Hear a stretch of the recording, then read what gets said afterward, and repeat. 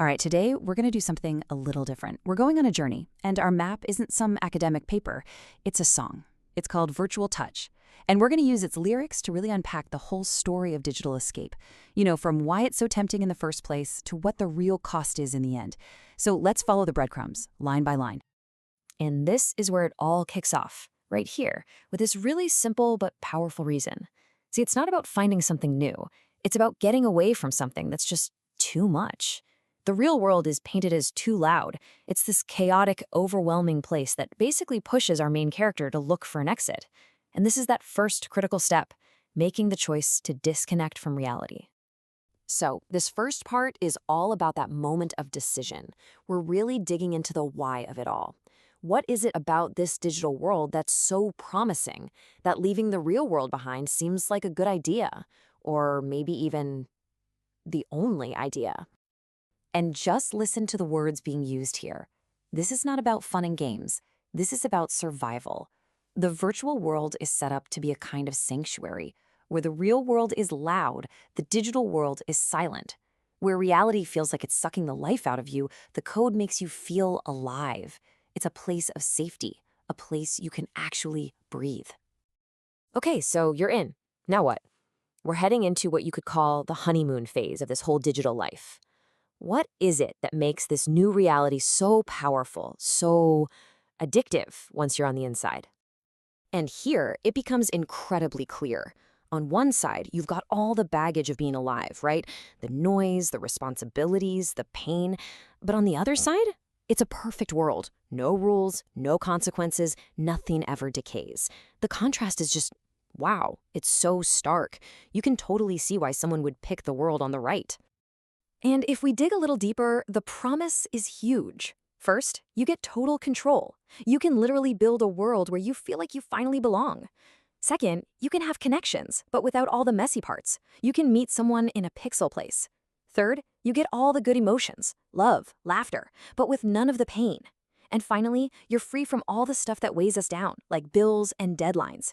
It's a perfect world, built just for you. But you knew there was a but coming, right? Every perfect paradise has a catch. And in this next section, the whole story starts to shift. We go from the dream and the promise of this virtual world to the bill that always, always comes due back in the real one. This right here, this is the absolute heart of the story. At what point does that safe place you built for yourself start to feel less like a sanctuary and more like a cage? The lyrics hint that it's a slow burn, something you don't even notice happening until it's too late. At first it seems pretty harmless. It's active, you're chasing a feeling, looking for excitement. It's about consuming something, feeding a desire. And at this point, it feels like you're still in the driver's seat, You're actively choosing these experiences.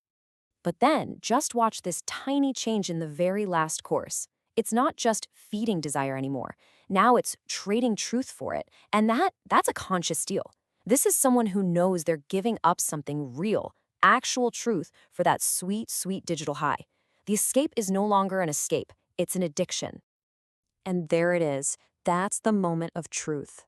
The point where you get less and less back for what you put in. Every bit of pleasure you get from the virtual world is now actively breaking your ability to function in the real one. The very thing you were using to cope is now making you unfit for life. The medicine has officially become the poison. Man, this line is just chilling. It perfectly captures the end result of all this. The real world, the world that's supposed to be your foundation, is just fading. It's becoming transparent, like a ghost. Our protagonist is so deep in the digital world that their primary reality is just a faint, distant memory. Which brings us to the final act of this story. The escape is total. It's complete. But instead of finding freedom, our character finds they've just built themselves a prison made out of their own pleasure, a cage of their own ecstasy. And the final breakdown happens in 3 absolutely tragic steps. First, your perception of what's real just shatters. You can't tell the difference between the fakes. Then, your ability to feel for real just dies. Your heart is on pause, and you forget what real love even felt like. And finally, you pay the ultimate price. The very meaning of being alive just dissolves into nothing. And if you could actually see this final state of mind, it would look like this. Reality has completely flatlined. There's nothing there. Meanwhile, fantasy has become everything. It's not just a part of life, it's become their all. There's no balance anymore. One world has just completely swallowed the other. And with that, it's over. There's this quiet, almost bleak acceptance. This isn't just a phase or hobby anymore. This is who they are. This is their life now. There's no fight left, just resignation. They're trapped in the world they chose, then built, and then got lost in. So in the end, the story of virtual touch is a pretty powerful cautionary tale, isn't it?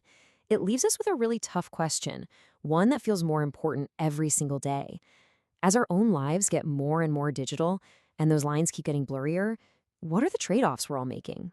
And what do we need to do to make sure our own escapes don't become our prisons?